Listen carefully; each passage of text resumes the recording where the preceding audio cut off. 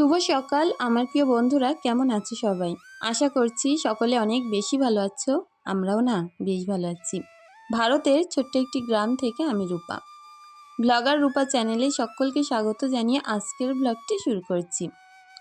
আজকের ব্লগটি পুরোপুরি আলাদা রকমের। টাইটেল থাম্বনেল দেখে অনেকটা আন্দাজ তোমরা করেই নিয়েছো। তো চলো, ঈদের আগে এই কাজগুলো এগিয়ে না রাখলে না একদম সমস্ত কাজ গায়ে গায়ে চলে আসবে। আমি চেষ্টা করছি এই পুরো রোজার মাসভর একটা একটা করে কাজ কভার করতে। কি বলতো, প্রথম দিকে যখন রোজা পড়ছিল তখনই আর কি আমি আমার সানসেট একটা ঘরে গুছিয়ে নিয়েছিলাম। আর আজকে লেগেছে আমার এই রান্নাঘরটা পুরোপুরি ক্লিন করতে। দূর থেকে অনেক কিছুই হয়তো সুন্দর দেখায়, কিন্তু এগুলো না প্রচুর নোংরা পড়ে, পরিষ্কার করতে হয়, এতে সময় দিতে হয়। তো বেশ অনেক দিনই হলো রান্নাঘরটা সেইভাবে আর ডিপ ক্লিনিং আমি করতে পারিনি। এমনিতে একটু মুছি পরিষ্কার করি, কিন্তু এই কোটো কাটাগুলো সুন্দরভাবে পরিষ্কার করা হচ্ছিলই না। আর এত বেশি তেলচিটে হয় রান্নাঘরে, তোমাদের কি বলবো। কিচেন চিমনি না থাকলে কিন্তু আমাদের মতো এরকম সাধারণ রান্নাঘরে এরকম নোংরা হয়ই, আর প্রচুর পরিমাণে কষ্ট করতে হয়। তো চলো, আমি আজ একদম বিনা পরিশ্রমে, বলতে পারো অনেক কষ্ট কম করে এই কাজগুলো করছি। কারণ প্রত্যেকটা বয়েম আজুর করে আমি যদি পুরোপুরি মাজতাম, আমার কিন্তু সময় অনেক লেগে যেত। এই রোজা মুখে কিন্তু হার্ড ওয়ার্কিং করতে অনেকটাই একটু কষ্টকর ব্যাপার। আমি চেষ্টা করছি লাইট ওয়েটের উপরে কাজগুলো রাখতে, যাতে করে আমার উপরে খুব একটা ভারীও না পড়ে, আবার আমার কাজগুলো সুন্দরভাবে হয়ে যায়। তো আমি একটা সুন্দর থাকা বানিয়ে তোমাদেরকে দেখাবো, যেটা কিন্তু তোমরা সবাই নর্মালি বাড়িতে বানিয়ে নিতে পারো। এমনিতে এই থাকাগুলো সবসময় এখানে লাগানো থাকে, ফোটো কাটাগুলো আমি ওখানে রাখতাম। আজ একটু রান্নাঘরটা আলাদা রকমভাবে আমি সাজিয়ে নেব। তো এই যে দেওয়ালে এটা যে কি পরিমাণে নোংরা হয়েছে, সাদা জায়গা, আমি এটা মেজে পুরো পরিষ্কার করে নিচ্ছি। বিনা পয়সায় সুন্দর একটা থাকা আমি বানিয়ে নেব। আর তোমরাও বাড়িতে প্রত্যেকে এরকমভাবে বানিয়ে নিতে পারবে, শুধু একটুখানি ফলো করবে, কোনো রকম খাটনি নেই। এখানটায় তো আগে অন্য থাকা ছিল, যেগুলো স্টিলের আর কি, ওগুলো আমি অন্য জায়গায় রাখবো। বলতে পারো পুরোপুরি রান্নাঘরটার আজকে লুক একটু আলাদা রকম চেঞ্জ হয়ে যাবে। এই যে কাজটা অনেক দিন থেকেই বাড়িতে পড়েছিল, এটা কোনো কাজে আসতো না, ভাবলাম চলো এটা দিয়েই থাকা বানিয়ে নিই। তোমরা কাচের জায়গায় কাঠও ব্যবহার করতে পারো, আর এরকম দুটো দড়ি টাঙিয়ে নেবে।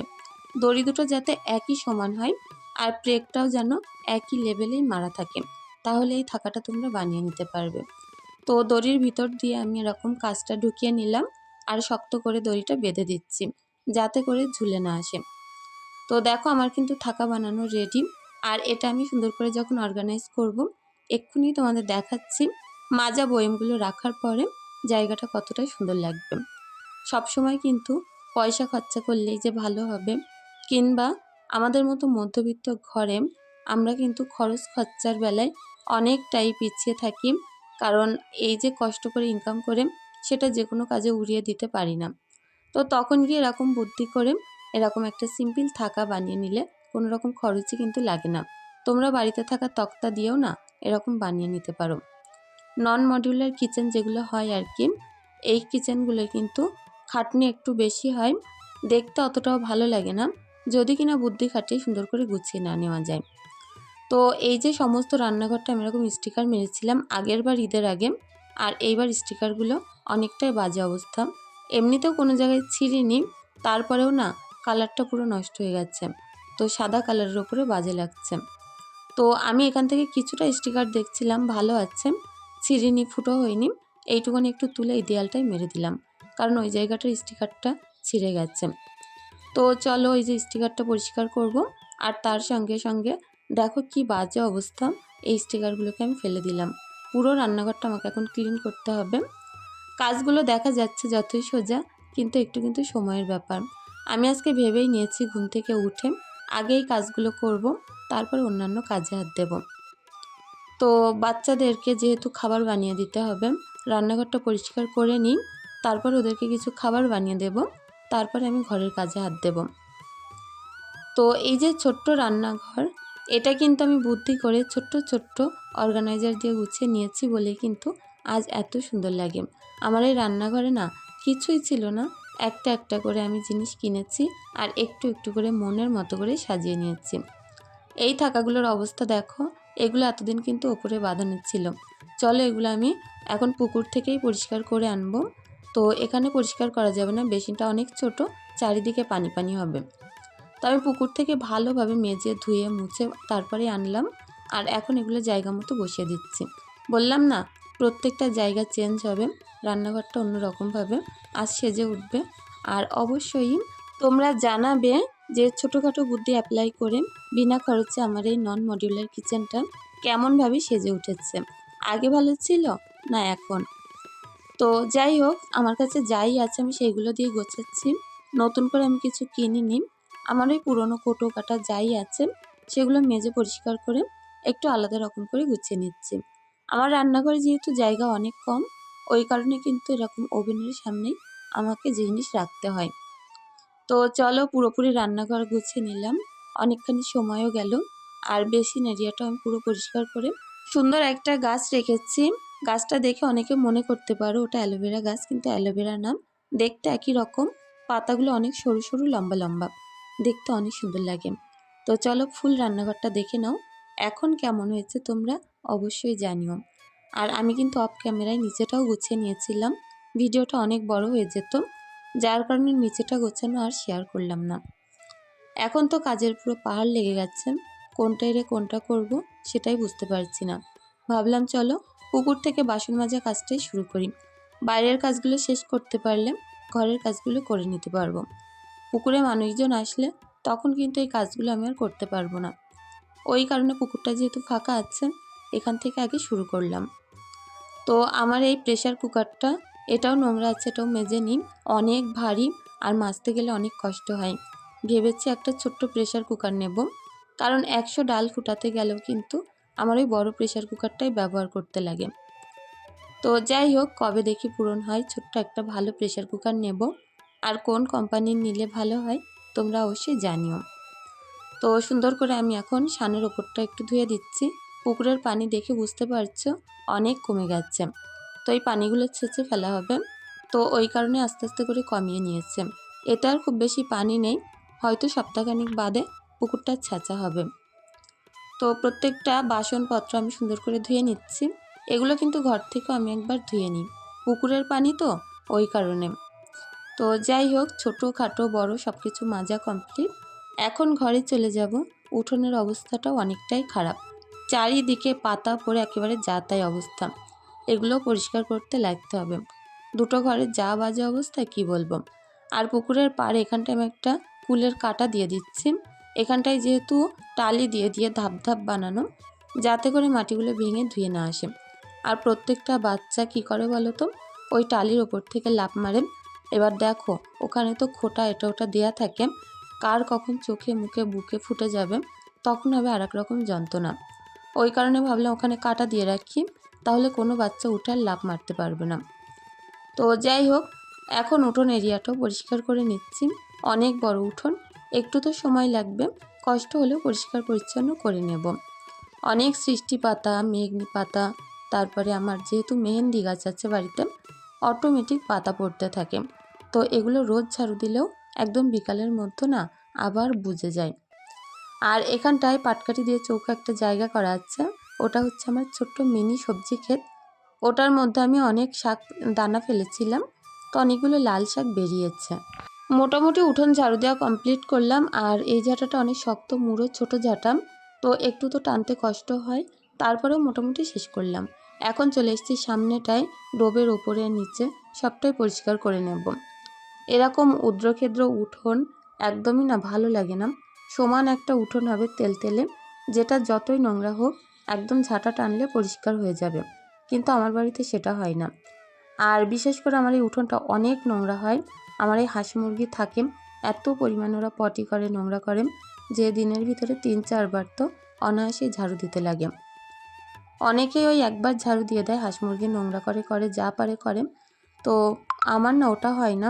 আমার সবসময় মনে হয় ঘর বলো, রান্নাঘর বলো, বারান্দা বলো আর উঠোন বলো, সব কিছু এক তালেই পরিষ্কার থাকবে, তাহলে গিয়েই মনে একটা শান্তি আসে। অনেক সময় তো এমন হয় স্নান সারতে সারতে প্রায় 4টে বেজে যাচ্ছে এই উঠোন কাটান পরিষ্কার করতে করতে। এখন তো বাড়িতে অনেক হাঁস মুরগি, অনেক কাজ বাড়িতে, সকালটা যায় হাঁস মুরগির পেছনে, অনেক সময় আবার সন্ধ্যাটা ওরকমভাবেই যায়। আর রোজা রেখে না ইফতারির আগে আমি চেষ্টা করি সমস্ত কাজ গুটিয়ে ইফতারিটা যাতে 5 মিনিট সামনে নিয়ে বসে দোয়া করতে পারি। আমাদের দেখো এই রোজার মাসটা যে কী আনন্দের সময়, এটা আর আমরা বলে বোঝাতে পারবো না। একে তো সামনে ঈদ আছে, এই একটা আনন্দ, তারপরে রোজার সময় আমাদের রান্নার টাইম আলাদা থাকে, খাওয়ার টাইম, বিশেষ করে সন্ধ্যায় ইফতারির টাইমটাই যে কী মজা লাগে সেটা বলে বোঝাতে পারবো না। সারাদিন তো এক টুকরো পানিও আমরা মুখে দিতে পারি না। আর সন্ধ্যেয় ওই যে 5টা 5:30টার টাইমে গিয়ে আমাদের যখন ইফতারির টাইম হয়, তখন গিয়ে পানি সামনে, খাবার সামনে, ফল সামনে, আর যে যেরকম ইচ্ছে মতো সবজি, তারপর ভাত, তা না হয় অনেকে চপ মুড়ি এটা ওটা নিয়ে সামনে নিয়ে বসে থাকে। তো যাই হোক, ওই যে সময়টা সামনে খাবার থাকে, 4-5 মিনিট হাতে থাকে, যে 4-5 মিনিট পর ইফতারি, ওই টাইমটা আনন্দটা আমি বলে বোঝাতে পারবো না। প্রত্যেকেরই এই যে আনন্দ, একটা পানির তেষ্টাটা মেটাতে পারবে, এটা ভেবে আনন্দে আত্মহারা হয়ে থাকে সবাই, প্রত্যেক রোজাদার। তো এই সময়টা আমাদের অনেক সুন্দর কাটে। তো যাই হোক, এক সময় পুরো 3টে বাজতে না বাজতেই সমস্ত ঘরে আলো জ্বেলে ওঠে। রাত 3টে মানে আস্তে আস্তে সবাই ওঠা শুরু করবে, খাওয়া দাওয়া কমপ্লিট করবে, তারপরে ঘুমাবে। তো যাই হোক, ঈদের কেনাকাটা কার কী হলো অবশ্যই জানিও। আমরা এখনও সেরকমভাবে কিছুই করতে পারিনি। আর অনেক বোনেরা বলছো, দিদিভাই যখনই ঈদের কেনাকাটা করবে আগে আমাদের সাথে শেয়ার করো, তুমি কী নিয়েছো, বাচ্চারা কী নিয়েছে, অবশ্যই দেখিও। হ্যাঁ গো, তোমাদের সঙ্গে অবশ্যই শেয়ার করব। কারণ কি বলো তো, আমার সুখের সময় দুঃখের সময় তোমরা সবসময় পাশে থাকো, অতএব আমার ভালো খারাপ যাই হোক না কেন আগে আমি তোমাদের সাথেই শেয়ার করব। আর দেখো, আজকে আমি ঘরটা ঝাড়ু দেওয়ার সাথে সাথে একবারে মুছেও নিচ্ছি। কেন বলো তো, রোজার মাসটা কিন্তু অটোমেটিকই ঘরবাড়ি অন্তত পরিষ্কার পরিচ্ছন্ন রাখতে হয়, দোরের গোড়া, এই সকল জিনিস অটোমেটিক পরিষ্কার রাখতে হয়। এই সময় গিয়ে কিন্তু একটা পজিটিভিটি কাজ করে। আর অবশ্যই পরিষ্কার পরিচ্ছন্নতা যতই থাকা যাবে ততই তার মঙ্গল। তো যাই হোক, খাটের ওপরটা অবস্থা দেখেই বুঝতে পারছো কি বাজে অবস্থা। আমি যেমন তেমন করে সকালবেলাটা গুছিয়েছিলাম, তারপরে আমি যখন ওই রান্নাঘরটা পরিষ্কার করছিলাম, ঈশা তখন এই সমস্ত জিনিসপত্র এনে এনে খাটে খেলা করছিল, আর চারিদিকে একেবারে পাতনা পাতিয়ে উঠে গেছে। তো বাচ্চা কাচ্চার বাড়ি যে কবারই গোছানো হয় না কেন, তার থেকে বেশিবার কিন্তু হুড়ায়। তো আমি চেষ্টা করি যখনই হুড়াই তখনই সঙ্গে সঙ্গে গুছিয়ে নিতে। তো যাই হোক, বেডশিটটার কালারটা যে এত দারুণ হয়েছে তোমাদের আমি না বলে বোঝাতে পারছি না। অরিজিনাল যদি দেখতে আরও সুন্দর লাগতো। আমি এটা ভেবেছিলাম 200 টাকায় কি আর বেডশিট হবে, আমি নিচ্ছিলাম না প্রথমত।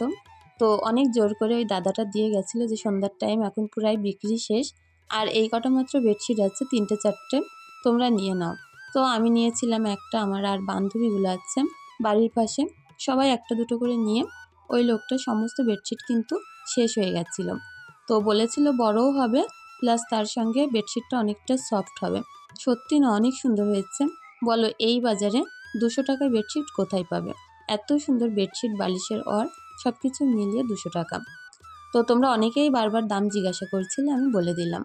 আর এদিকে সিমরান মাংস নিয়ে ভাত খেতে বসেছে, আর ঈশাকে বানিয়ে দিয়েছি একটু হালকা চিনি দিয়ে গোলা রুটি। ও যে ওই গোলা রুটিটা এত ভালোবাসে, সকালবেলা কোনো দিনই ভাত খেতে চায় না, রুটিও তেমন পছন্দ করে না, ওই কারণে আমি একটু হালকা তেল দিয়ে গোলা রুটি বানিয়ে দিই। কখনো কখনো ডিমও দিই ওর ভিতরে, দিয়ে বানাই। তো চলো, এখন কিন্তু পুরো বিকেল, আর এখন আমি তোমার রান্নাটা শেয়ার করছি। তো আজ একদম হালকা পাতলা সবজি বানাবো, অল্প একটুখানি আলু দিয়ে বেগুন দিয়ে মাছের ঝোল বানাবো। তার সঙ্গে বানাবো অনেক ফেভারিট একটা জিনিস, যেটা তোমাদের সঙ্গে এক্ষুনি শেয়ার করব। আমার তো প্রচণ্ড ভালো লাগে খেতে, বিশেষ করে গরম ভাতের সঙ্গে একটুখানি নিলে পুরো এক থালা ভাত খাওয়া হয়ে যায়। তো সেটা বানানোর জন্য প্রথমে দিচ্ছি গরম পানি, এর মধ্যে দিলাম শুটকি মাছ। এই মাছগুলো যেহেতু চাপিলা মাছ, এতে কিন্তু একটু আঁশ থাকে, গরম পানিতে কিছুক্ষণ ফুটিয়ে নিলে আঁশগুলো সুন্দর উঠিয়ে নেওয়া যায়। তো সেই মাছগুলো গরম পানিতে ফুটিয়ে একদম নরম হয়ে গেল যখন, তুলে আমি আঁশগুলো ছাড়িয়ে নিয়েছি। তো যাই হোক, তারপরে ঠান্ডা পানিতে ভিজিয়ে রেখেছি, যাতে করে ওর স্মেলটা আস্তে আস্তে করে দূর হয়ে যায়। আর এখন সুন্দর করে সিলভার কাপ মাছ কপিস ভাজা করে নিচ্ছি। হাজব্যান্ড যেহেতু মাছ খায় না, ওর জন্য একটু ডিম ভাতে দিয়েছি। গ্যাসের ফ্লেমটা আস্তে করে দিয়ে ওইদিকে বেগুন আলুটা হচ্ছে, এইদিকে মাছ কপিস আমি সুন্দর করে ভাজা করে নিলাম। আর মাছ না আমার একদম কড়া লাল করে ভাজলে একদমই না ভালো লাগে না, একটু নরম নরম থাকবে, শুধু এপিট ওপিট লাল লাল হবে, তাহলেই মাছটা ঝোল বানালে অনেক ভালো লাগে। এখানে পেঁয়াজ, শুকনো লঙ্কা, কাঁচা লঙ্কা, তারপরে অনেকগুলো আস্ত রসুন, একটু তেল দিলাম, বেশি করে সরিষার তেল। আর এই যে সিদ্ধ করা শুটকি মাছগুলো এর মধ্যে চাপিয়ে দিলাম। এগুলো দিয়ে কিছুক্ষণ ভাজা ভাজা করে কিছুটা কাঁচা টমেটো দিয়ে দেব। তাহলে গিয়ে এই যে শুটকি মাছের চাটনিটা হবে, এটা কিন্তু টকটক হবে আর বলতে পারো এক থালা ভাত খাওয়া হয়ে যাবে। এটার মধ্যে নুন, হলুদ দিয়ে, জিরের গুঁড়ো দিয়ে ঢাকা দিয়ে রাখবো। অল্প একটু লঙ্কার গুঁড়োও দিলাম। তো অনেকটাই পানি দিয়ে আমি অনেকক্ষণ যাবৎ গ্যাসের ফ্লেম আস্তে দিয়ে এটা আস্তে আস্তে হতে থাকবে। মাছগুলো যখন একদম নরম গলে যাবে, সুন্দর করে একদম নেড়ে নেড়ে ওগুলো ঘন্ট মতো করে ফেলবো।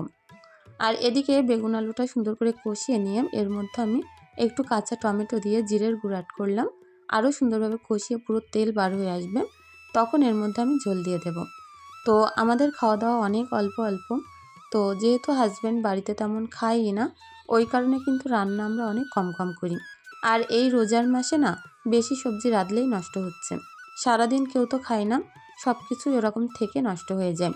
যার কারণে এখন থেকে চেষ্টা করছি একদম অল্প অল্প রান্না করার। ওদিকে বেগুন আলুর ঝোলটা হয়ে গেল, এদিকে শুটকিটা চাপিয়ে দিলাম। আস্তে আস্তে করে জালটা দিয়ে জিরের গুঁড়ো, ধনের গুঁড়ো এগুলো দিয়ে নামিয়ে নিয়ে দেখো শুটকির চাটনি কিন্তু রেডি। আর সন্ধ্যাবেলা ইফতারির পরে এক থালা ভাত নিয়ে বসেছি। এই শুটকির চাটনি দিয়েই না আজকে দারুণ দুর্দান্ত খাওয়া হবে। তো চলো বন্ধুরা, আজকের ভিডিওটি এখানেই শেষ করছি।